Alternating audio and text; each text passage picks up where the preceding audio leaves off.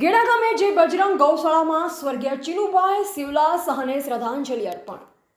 लाखणी तालुकाना गेड़ा गामे आवेल जय बजरंग गौशाला खाते जीवदया प्रेमी और बनासकांठा गौशाला પાંજરાપોળ फेडरेशनना अध्यक्ष स्वर्गस्थ चीनुभाई शिवलाल सह थराना तारीख 22/4/2026 रोज थયેલ दुखद अवसानना पगले तेमनी आत्माने शांति मळे ते माटे श्रद्धांजलि कार्यक्रम योजायो हतो। 86 वर्षનું सेवाभर्યું जीवन जीवले स्वर्गीय चीनुभाई अंदाजे 40 वर्ष सुधी गौ सेवामां नोंधपात्र योगदान आप्युं हतुं।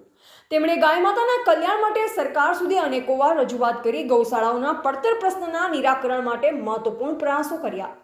તેમની નિષ્કામ સેવાને સમર્પણને ઉપસ્થિત સૌએ ભાવભીની શ્રદ્ધાંજલિ આપી યાદ કર્યા હતા। આ કાર્યક્રમમાં સેકરા મહંત સુંદરનાથ બાપજી, ભાપી महंत अंकितपुरी, राधेकृष्ण गौशाला जूना डीसाना भरतपुरी, सनातन अंबाजी मंदिरना अंकुरपुरी महंत, गौ संसद रामभाई राजपूत, नायसतभाई પાંચાણી તેમજ બનાસકાંઠા, વાવ-થરાદ, પાટણ અને મહેસાણા જિલ્લાના ગૌશાળા પાંજરાપોળના સંચાલકો મોટી સંખ્યામાં ઉપસ્થિત રહી શ્રદ્ધાંજલિ અર્પણ કરી હતી।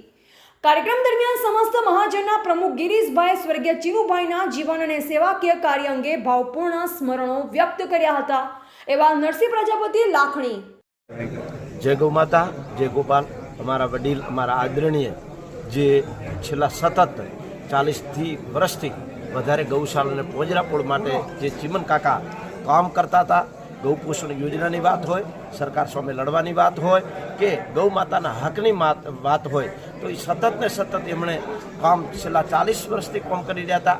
આજ લગભગ એમનું 10 દિવસ પહેલાં અવસાન થયું।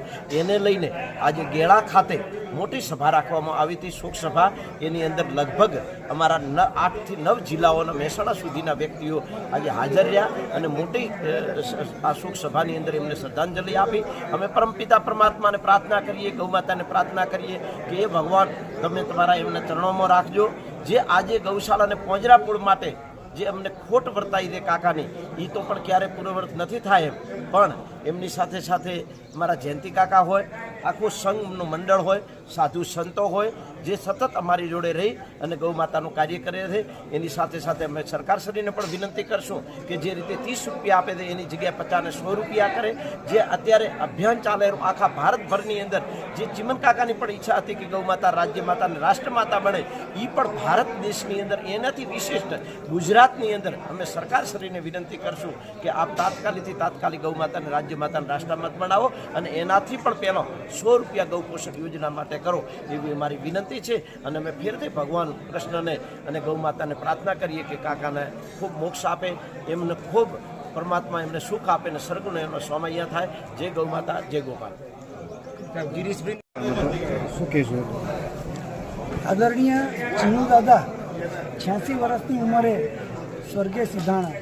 25 વર્ષથી સતત જેમના રગે રગમાં જીવદયા જીવો પ્રત્યેની કરુણા પ્રેમ હતો અને એમના પરિવારે જે જણાવ્યું અને અમે જે અનુભવ્યું છેલ્લા ઘણા વર્ષોથી, એ પ્રમાણે તેઓ સતત ને સતત માત્ર ને માત્ર 25 વર્ષથી આ એક જ કાર્યમાં જોડાયેલા હતા। બનાસકાંઠાની તમામ પાંજરાપોળ ગૌશાળાને જાગૃત કરવી, નેટવર્કિંગ કરવું, બધાને જોડવા અને વારંવાર એકબીજાને સહાય કરવી, એ માટે એમને ખૂબ જ સારું કામ કર્યું છે।